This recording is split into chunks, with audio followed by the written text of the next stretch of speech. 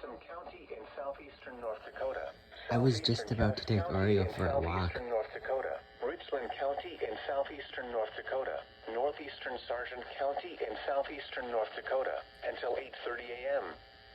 At 7:41 a.m., severe thunderstorms were located along a line extending from near Barry to Galka to near Great Bend, moving northeast at 50 miles per hour. I had to run up here. 60 miles per hour wind gusts and quarter-size hail. Source, radar indicated. Impact, hail damage to vehicles is expected.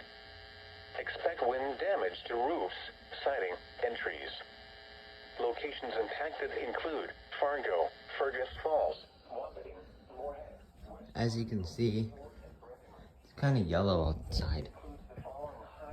Just because it's raining. Between mile markers 11 and 75.